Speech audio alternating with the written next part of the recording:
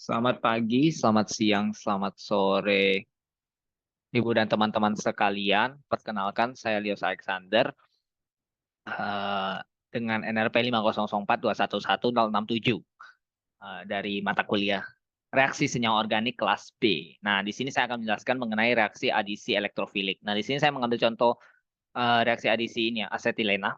Di sini reaksi adisi asetilena atau etena di sini kita reaksikan dengan XY. Nah, XY ini bisa berupa dua halogen atau haloalkana di sini. Nah, kita lihat di reaksinya. Ini di mana ikatan rangkap duanya ini akan menyerang yang bermuatan positif di sini. Saya anggap itu bermuatan positif itu X, sedangkan yang Y ini bermuatan negatif. Oke. Nah, misalnya X-nya ini kita anggap hidrogen, boleh. Nah, sehingga akan terbentuk produk intermediate berupa karbokation di sini. Nah, karbokation ini akan diserang oleh yang bermuatan negatif di sini. Di sini Y minus, misalnya Cl minus atau Br minus. Nah, begitu nanti akan menghasilkan produk akhir. Nah, maka dari itu dapat kita simpulkan bahwa reaksi adisi ini akan melibatkan ikatan pi di dalam suatu reaksi. Nah, ikatan pi ini ada pada ikatan rangkap 2 dan rangkap 3. Sehingga adisi ini dapat terjadi di ikatan rangkap 2 dan ikatan rangkap 3. Nah, karena di ikatan rangkap 2 ini memiliki satu ikatan pi dan satu ikatan sigma, di mana nanti akan diputus menjadi ikatan rangkap satu yang hanya memiliki satu ikatan sigma gitu. Nah, kemudian untuk ikatan rangkap tiga itu kan memiliki dua ikatan pi dan satu ikatan sigma. Nah, nanti akan diputus ikatan rangkap tiganya menjadi ikatan rangkap dua, dilanjutkan pemutusan ikatan rangkap dua menjadi ikatan rangkap satu. Nah, maka dari itu nanti pada akhirnya akan terbentuk ikatan sigma dari pemutusan ikatan pi gitu. Nah, untuk contohnya saya mengambil uh, seperti tadi ya, 2 metil 2 butena dengan asam bromida. Ini seperti yang di atas sini mekanismenya. Di sini kita lihat di sini ada ikatan rangkap 2 di sini akan menyerang H+. Nah, H+ ini seperti yang tadi ya, yang X dan Y ini, yang X yaitu H dan yang Y yaitu Br.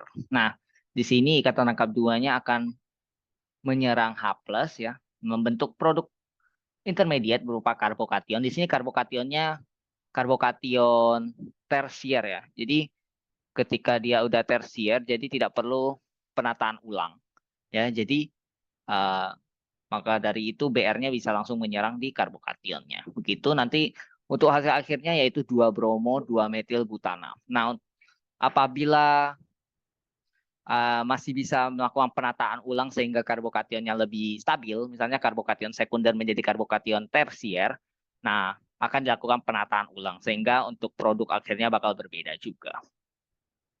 Nah, sekarang saya mengambil contoh yang kedua itu reaksi adisi borona di sini.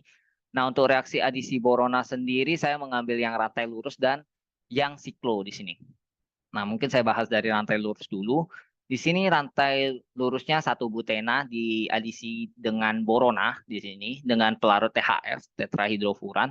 Nah, untuk ikatan rangkap duanya akan menyerang di B di sini di borona yang bagian B-nya. Nah, kemudian akan berikatan membentuk ikatan seperti ini ya, CH3, CH2, CH, CH2, BH3. Nah, kita lihat di CH ini kan masih kekurangan satu hidrogen ya. Sehingga BH3 atau borona ini akan mengalami deprotonasi. Nah, hanya itu akan keluar dan membentuk ikatan dengan CH di sini. Oke. Nah, sehingga terbentuk seperti ini ya. BH2, CH2, CH2, CH2, CH3. Nah, kemudian kita reaksikan dengan hidrogen peroksida ya dan basa kuat ya. Nah, di sini saya menggambarkannya dengan OH minus. Nah, ini bisa berupa natrium hidroksida dan basa kuat lainnya. Gitu.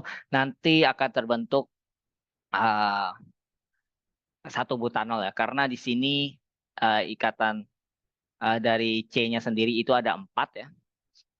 Maka dari itu akan terbentuk satu butanol. Oke, kita lanjut ke yang siklo.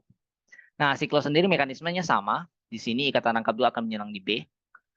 Untuk pelarutnya sendiri sama ya, tetrahidrofuran. Kemudian hanya akan berikatan dengan C yang berkekurangan hidrogen ya, mengalami deprotonasi sama.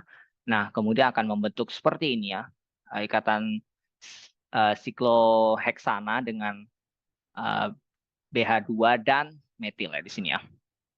Nah, kemudian H2O2 ya, hidrogen peroksida dan basa kuat kita tambahkan ke dalam senyawa yang belum merupakan produk akhir ini ya. Nah, kita mendapatkan berupa sikloheksanol di sini ya, yaitu trans 2 metil sikloheksanol. Nah, ini merupakan produk akhir dari reaksi adisi borona 1 metil sikloheksena. Nah, dengan penambahan reaksi hidrogen peroksida dan basa kuat. Nah, mungkin sekian penjelasan reaksi adisi elektrofilik dari saya. Mohon maaf bila ada kesalahan kata, pengucapan, dan lain sebagainya. Saya tutup. Akhir kata saya ucapkan terima kasih.